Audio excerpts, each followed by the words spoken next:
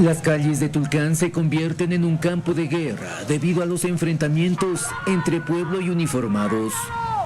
Vea, me siento de manos atadas por mi hijo, ver cómo lo hacen. Quisiera convertirme en un tigre y desgraciarme la vida, pero no voy a permitir. Los heridos son de los dos bandos, uniformados y civiles, pueblo contra pueblo.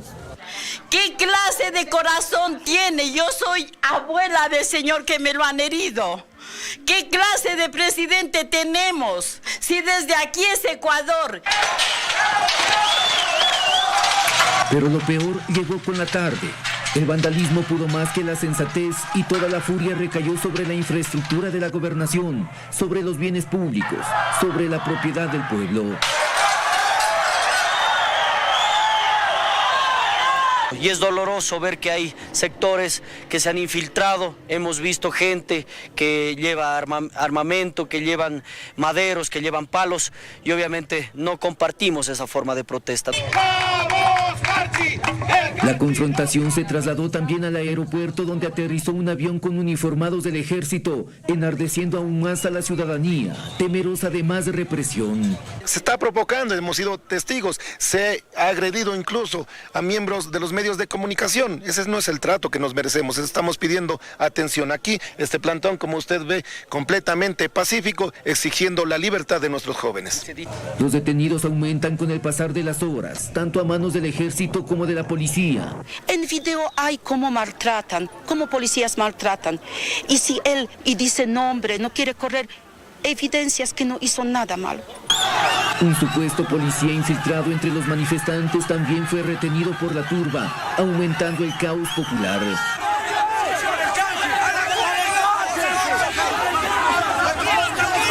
Los enfrentamientos dejan secuelas también en el medio ambiente, marcando las huellas de un paro que deja a su paso dolor, ira, destrozos y más crisis. ¡Salga, salga, salga, salga! En Tulcán, Jairo Jacome Ortega, 24 horas. La ministra de Gobierno, María Paula Romo, dijo que espera que en las próximas horas se deponga la medida en la provincia del Carchi e insistió en que el gobierno ha atendido sus demandas. Sí, en general tenemos una muy buena relación con todos los gobiernos seccionales y también en términos generales un país en paz que ha perdido un poco la idea o la costumbre de enfrentamientos o de violencia para llamar la atención. Y en el Carchi esperamos que en las próximas horas se deponga ya una medida de hecho que a nuestro parecer era una medida innecesaria. El gobierno ha estado en contacto, en trabajo y en colaboración con todos los gobiernos seccionales, incluido la prefectura del Carchi y los alcaldes de toda la provincia, así que una medida de hecho y una medida de fuerza de ninguna manera es una medida necesaria, es una medida que solamente afecta a los ciudadanos carchenses que esperamos que pronto puedan recuperar sus actividades normales.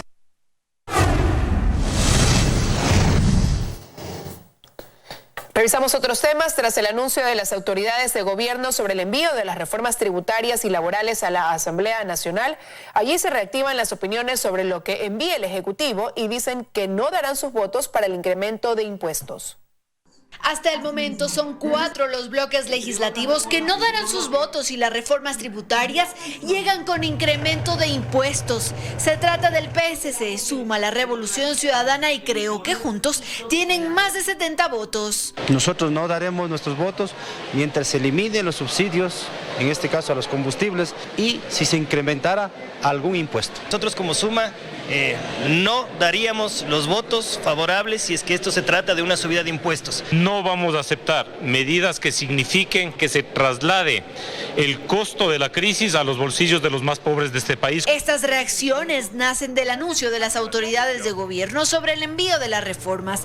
Desde el oficialismo esperan que llegue el documento. Entendemos todos que la situación económica es sumamente adversa. En este momento el país requiere importantes decisiones para evitar que el nivel de endeudamiento se siga incrementando y aquí lo que tenemos que precautelar es la dolarización. Dicen que las reformas deben apuntar a otro lado. Bajar el impuesto a la salida de divisas. Independizar y dar más autonomía, en este caso, al Banco Central. Todo estará más claro cuando estas reformas lleguen al legislativo, que podría ser el lunes próximo. Según los legisladores, estas reformas llegarán en paquete a la Asamblea Nacional y posiblemente será una comisión, la de régimen económico, la que dirige Daniel Mendoza, la que dé trámite a estas normativas.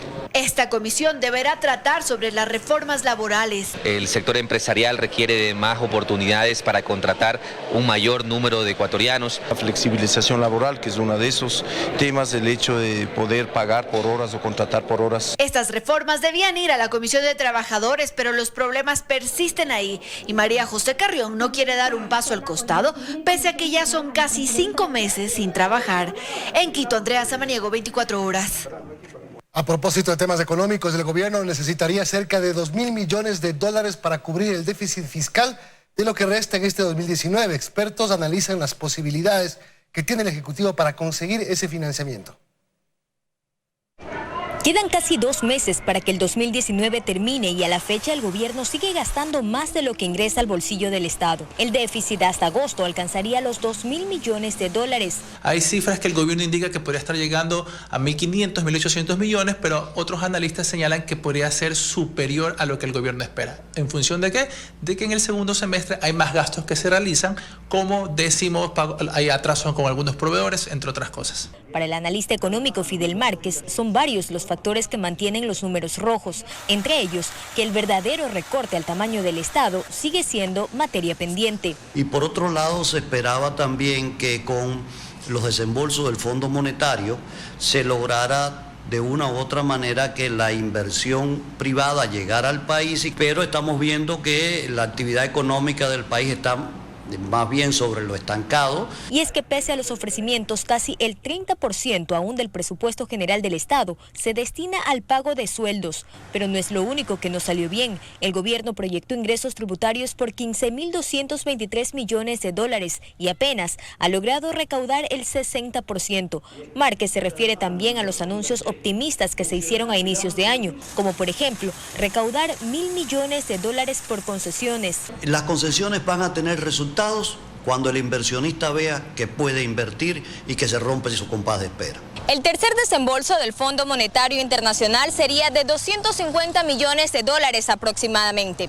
Un dinero que solo llegaría una vez que el Ejecutivo envíe a la Asamblea las reformas tributarias, laborales y monetarias para su aprobación. El Ejecutivo tiene hasta el próximo lunes para enviar los documentos a la Asamblea. Joana Ramos, 24 horas.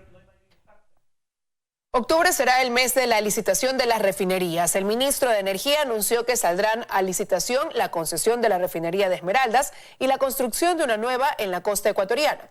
Lo dijo en el marco de la Expo Conferencia Oil and Power en Quito. El gobierno ultima los detalles para salir en octubre con la licitación internacional de la concesión de la refinería de Esmeraldas, que tendrá 3 objetivos según anunció el ministro de Energía. Resolver el problema ambiental que tenemos ahí. Segundo, mejorar la eficiencia de la refinería. Y tercero, mejorar la calidad de los combustibles que esa refinería produce.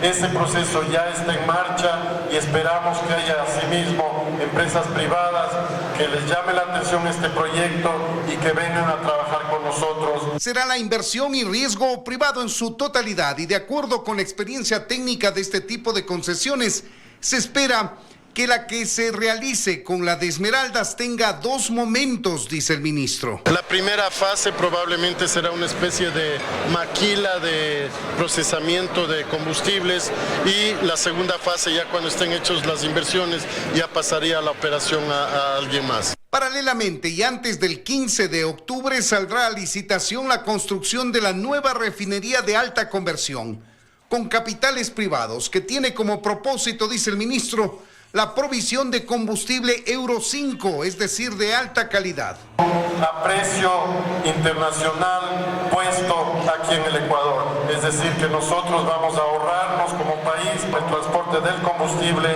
que normalmente se lo trae del Golfo de México. Según el ministro de Energía, se espera la participación de al menos 6 empresas internacionales que ya han mostrado interés y capacidad para la construcción de la nueva refinería. En Quito, Freddy Paredes, 24 horas. Más de 4.000 venezolanos ingresaron sus datos en línea durante el primer día de registro migratorio implementado por Cancillería y el Ministerio de Gobierno. Ellos ya tienen una cita a partir del 15 de octubre para entregar sus datos biométricos y fotografía. Se inició con éxito en el país el censo de ciudadanos venezolanos en movilidad humana, es decir, que han migrado a nuestro país y que tienen la intención de radicarse con la obtención de una visa humanitaria, pues desde las 0 horas de este jueves que se inició el registro, más de 4.000 ciudadanos se han registrado en línea. Vemos que la ciudadanía venezolana está accediendo a la plataforma tecnológica para generar el primer paso, que justamente es el registro vía web. Hasta el momento tenemos una acogida de cerca de 4.000 solicitudes que ya han sido ingresadas. Ingresando a la página web del Ministerio de Gobierno, los venezolanos pueden acceder al registro y completar los datos generales que requiere el formulario preestablecido. Y al completar esa información se autogenera un turno para acudir a las oficinas de migración a partir del 15 de octubre. Para pasar a una segunda fase, que es el sistema biométrico que se va a generar en las oficinas administrativas de los servicios de apoyos migratorios en 15 ciudades a nivel del país. En estas ventanillas de las oficinas de migración en Quito y otras 14 ciudades del país, los ciudadanos venezolanos podrán acudir para que se registre su huella digital, se tomen una fotografía y completen información adicional para aplicar a la visa humanitaria. Estos serán verificados obviamente ya por las autoridades competentes, en el caso de la visa, por el Ministerio de Relaciones Exteriores, y nosotros como Ministerio de Gobierno, la información que se valide obviamente sobre los sistemas de ingreso aquí al país. Todos los venezolanos que están radicados en el Ecuador deberán registrarse para regularizar su permanencia en el país. Si ingresaron hasta el 26 de agosto de manera legal, no han cometido ningún delito en el Ecuador y cumplieron con el registro migratorio, podrían acceder a una visa humanitaria que les permitirá trabajar y desarrollar normalmente sus actividades en el Ecuador. En Quito, Freddy Paredes, 24 horas.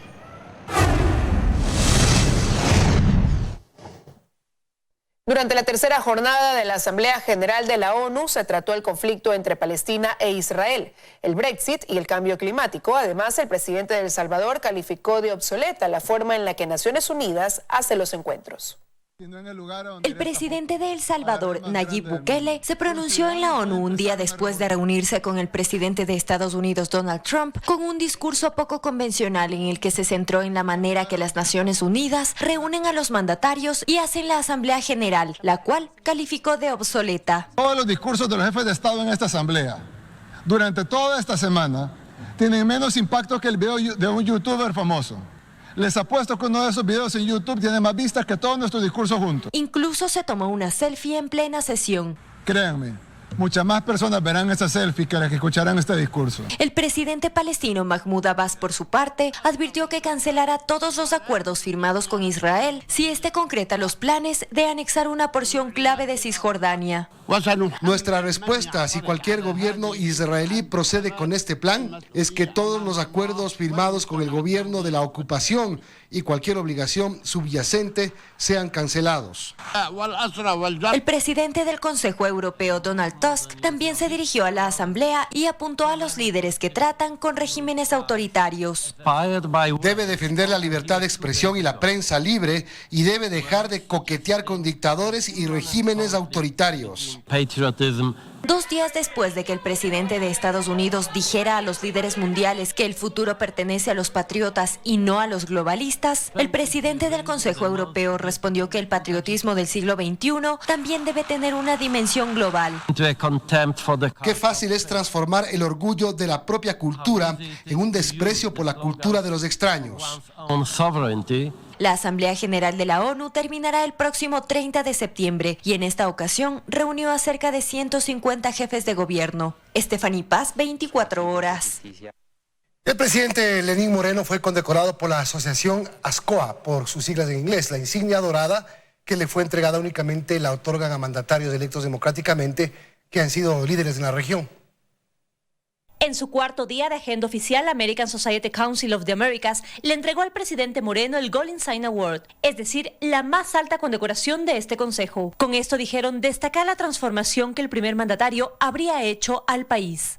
Y que hayan contribuido de manera excepcional a su país, la región y la sociedad. Una vez más, el presidente Moreno habló acerca de la situación de Venezuela. Definitivamente la dictadura de Venezuela debe acabar. Es una dictadura que debe terminar.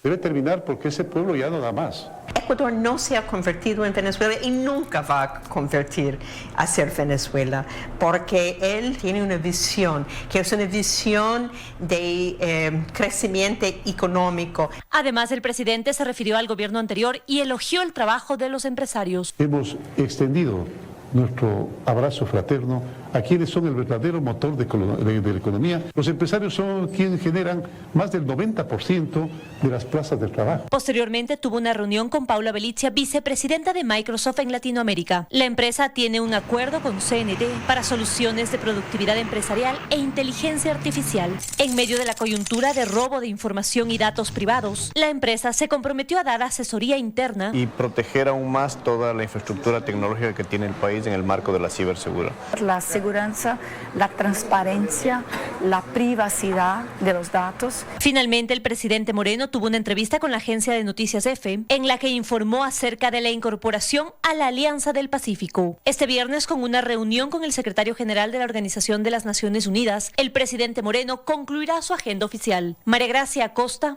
24 horas. Más noticias. La audiencia preparatoria de juicio dentro del caso Singue concluyó sin una resolución. En los próximos días, el juez nacional Iván Saquicela convocará a las partes procesales para dar a conocer quiénes de los 15 procesados irán a juicio. La audiencia preparatoria de juicio del caso Singue tuvo un episodio fuera del proceso legal. La fiscal general Diana Salazar denunció haber recibido amenazas para variar su acusación. Un día más tarde, el exministro de Hidrocarburos, Wilson Pastor, reconoció un error ajeno. Una hermana mía tuvo una actitud también desafortunada. La ha tomado la señora fiscal como una amenaza. Entiendo que mi hermana haya podido tener indignación o un sentimiento de dolor por lo que está pasando, pero yo no justifico la actitud de mi hermana y pido públicamente disculpas.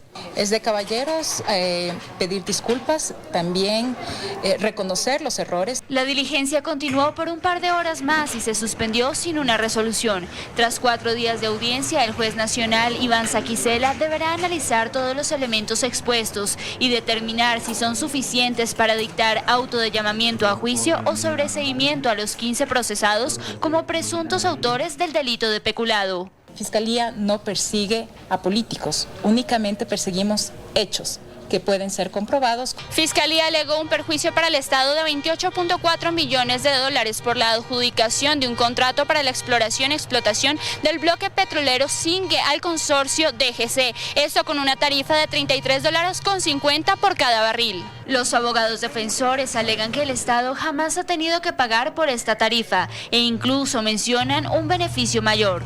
El Estado ha recibido $134 millones. Hasta este momento, la compañía no tiene un centavo de beneficio. De llegar a una audiencia de juicio, Fiscalía usará 115 pruebas documentales, 12 periciales y 39 testimoniales. Entre los convocados, anunció al expresidente Rafael Correa. En Quito, Daniela Valencia, 24 horas.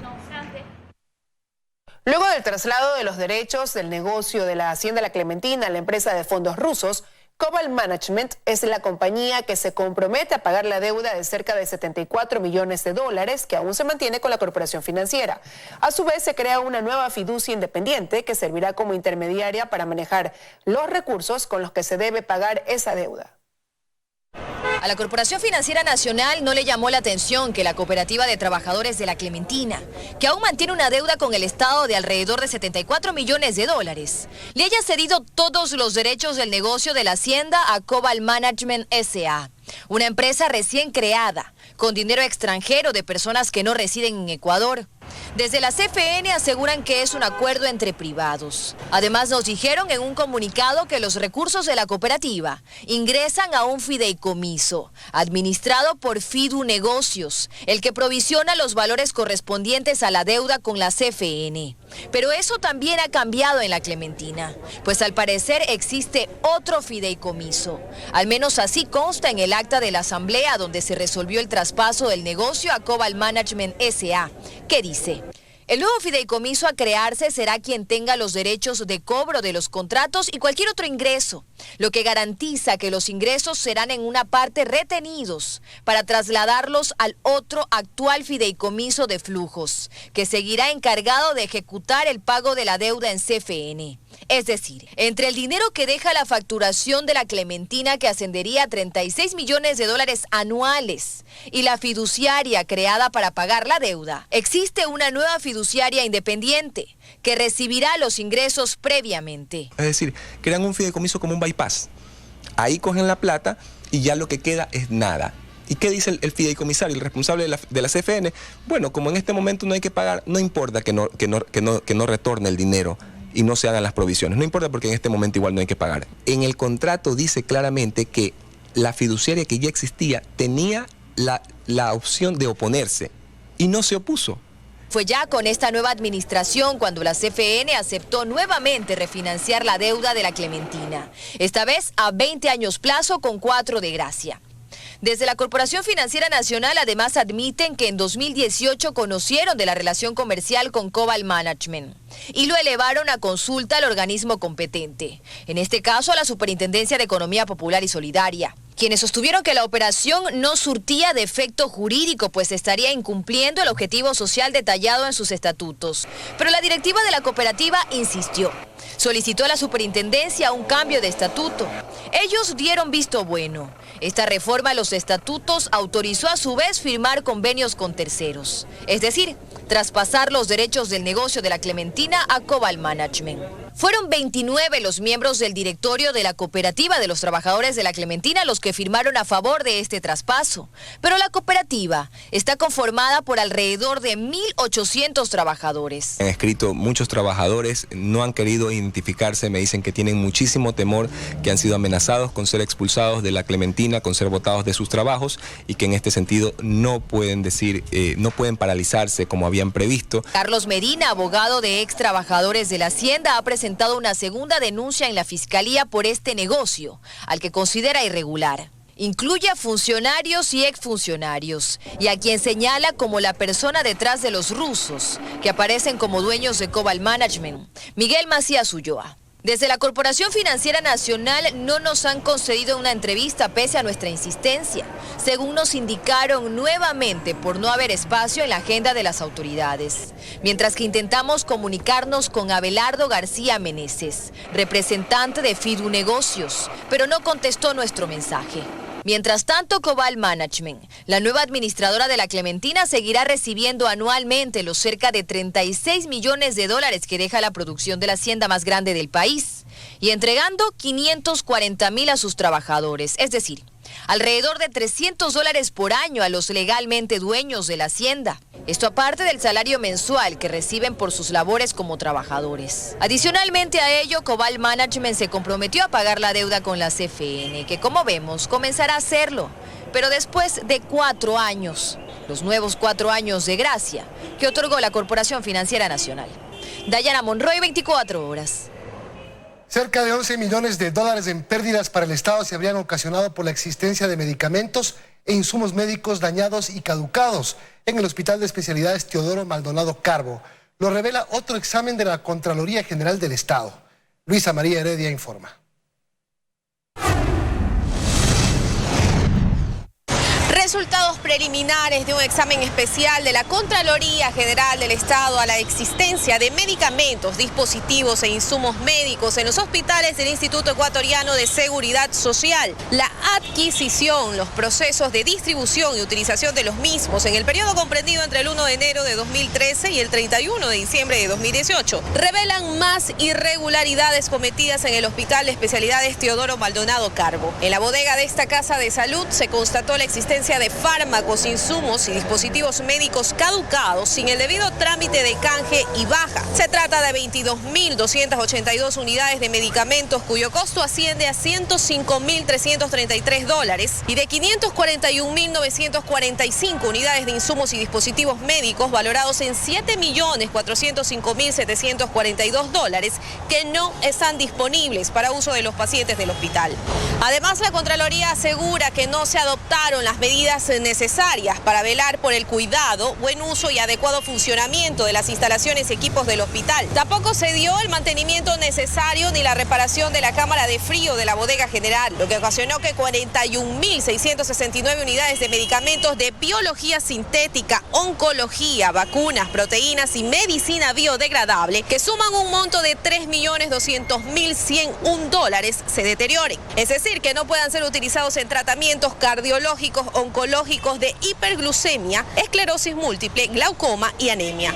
Recordemos que otro informe difundido semanas atrás sobre la compra de medicamentos en el mismo hospital del 1 de enero de 2015 al 30 de junio de 2018 ya revelaba irregularidades que implican una pérdida de al menos $11 millones para el Estado. Razón por la que la Fiscalía General el pasado 20 de agosto inició una investigación en contra de algunos de los funcionarios del Hospital de Especialidades Teodoro Maldonado Carbo.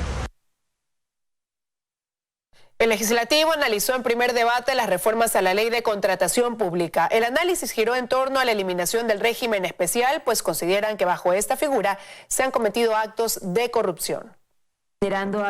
Fue un debate flash. Solo 8 asambleístas expusieron sus argumentos a estas reformas, que esperaron algún tiempo para ser puestas al debate. En poco más de una hora debatieron y propusieron la eliminación de la contratación por régimen especial, pues bajo esta figura, según Fernando Callejas, se contrató $18.000 millones. Consultorías que no se necesitaban, artistas contratados que no eran los que se requerían, que fue una puerta abierta a la corrupción, y eso hay que decirlo alto y claro. De sangre de los recursos del país, esa ha sido una arteria abierta por donde los recursos públicos fluyeron.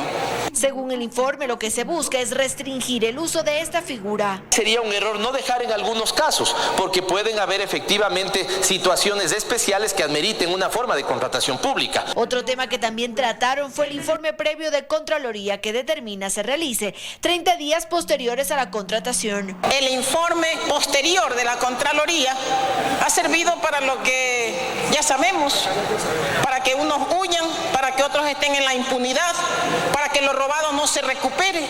Es importante, es un mecanismo preventivo de la corrupción. Como está redactado, basta obtener el informe en cualquier sentido y se puede adjudicar el contrato. Esta normativa permitirá el registro único de contratantes. Tras las pocas intervenciones se cerró el debate, un debate marcado por ausencias de los legisladores, poca atención y mayor presencia de los asambleístas alternos. En Quito, Andrea Samaniego, 24 horas. Más noticias. Pacientes del IES insisten en la entrega de medicamentos para tratamientos de cáncer que fueron ordenados por un juez. Además, piden que se agregue a la lista de varias medicinas que no están en el cuadro básico de medicamentos. A las afueras del Hospital Teodoro Maldonado Carbo del IES en Guayaquil llegaron familiares de pacientes con enfermedades catastróficas con una única petición: la entrega urgente de medicamentos. El problema es que aquí cada vez que se acaba la medicación hablan de que la subasta dura 3, 4, 5 meses y el PCR comienza a elevarse y los dolores comienzan intensificadamente. Patricia alza la voz por Andrea, su sobrina. Desde el 2018 se encuentra en esta batalla, sufre del linfoma de Hodgkin, un cáncer que en el país lamentablemente no se puede tratar, ya que su fármaco, el Ventrusimax, no está dentro del cuadro básico de medicamentos, ni siquiera luego de la actualización. Les dieron un plazo de 72 horas para que nos den el medicamento, para garantizar la vida de mi sobrina. Han pasado 1.152 horas de retraso. Cada ampolla tiene un costo de $4.000 y necesita 3 cada 21 días. El dinero no lo tiene y el tiempo sigue corriendo. No dejen que la luz de mi sobrina se apague. Por favor, solo dennos el medicamento. Lo mismo ocurre con Rosa. Su hermano necesita hace más de un mes de retrovirales, pero no cuentan con los mismos en el hospital. Y que lo que le queda es irse por la vía legal. No se puede conseguir esa medicina. me dicen que no hay y que haga algo, así sea por demandar al hospital, porque no hay. Ante la insistencia y los carteles, pudieron ingresar para tener una reunión privada con el gerente del hospital. Lo que se busca con esta reunión con las autoridades del Hospital Teodoro Maldonado Carbo del IES es empezar a armar una hoja de ruta para saber la fecha exacta en la que recibirán estos fármacos tan importantes para el tratamiento de enfermedades catastróficas. Estamos a la espera de un pronunciamiento por parte de las autoridades de salud sobre el proceso de entrega de estos y más medicamentos que aún los pacientes de cáncer no pueden recibir, a pesar de que un juez fallara a su favor y que solo esperan que cuando se los entregue no sea demasiado tarde. Valery Villalba, 24 horas. Como parte de la cooperación con Estados Unidos para combatir el narcotráfico en la zona marítima de Galápagos, este jueves la Dirección de Aviación Civil entregó un hangar al ministro de Defensa para que las aeronaves se abastezcan de combustible. La Dirección de Aviación Civil entregó en comodato este jueves al ministro de Defensa Osvaldo Jarrín un hangar de 10.000 metros para que aeronaves americanas se abastezcan de combustible. Esto como parte de la cooperación con Estados Unidos para combatir delitos como el narcotráfico y la pesca ilegal. Las actividades ilegales en el mar y la pesca ilegal por buques de bandera extranjera que tratan de ingresar o de violentar la zona económica exclusiva. A este evento asistieron 5 asambleístas de la Comisión de Relaciones Internacionales para formar una mesa de trabajo y escuchar al ministro cuáles serán las labores específicas que cumplirán en el aeropuerto de San Cristóbal. Vamos a revisar cuál va a ser el impacto ambiental. Recordemos que no solamente es un tema de ampliación de la pista, se va a generar también la creación de unos tanques de combustible. En su intervención, Jarrín explicó a la mesa de trabajo en qué consiste el triángulo de seguridad para resguardar la zona marítima. Está conformada por los 4 puertos que poseemos en el continente. Me refiero a Puerto Bolívar, Pozorja, Manta y Esmeraldas. Y el vértice de este triángulo constituyen las Islas Galápagos. Los legisladores, de su parte, con base a su observación, presentarán un informe al Pleno de la Asamblea. Porque así se dispuso en una resolución que tomó la Asamblea Nacional. Jarrín no precisó el monto del presupuesto del proyecto, pero aseveró que exista cooperación de la empresa pública y privada. En este sentido, Gilport, DP World y Agunza, que son las 3 empresas que tienen concesionadas los puertos, han asignado por su propia voluntad, por cooperación con la Fuerza Naval, para tener una mejor seguridad. En San Cristóbal, Galápagos, con cámaras de Carlos Coyahuaso, Paul Coello, 24 horas.